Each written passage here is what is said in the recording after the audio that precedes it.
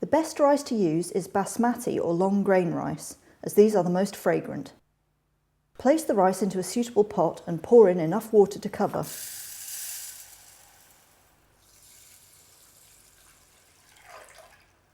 Use your hands to swirl the rice around in the pot. After 1 hour, pour off the water and replace with the measured amount of water.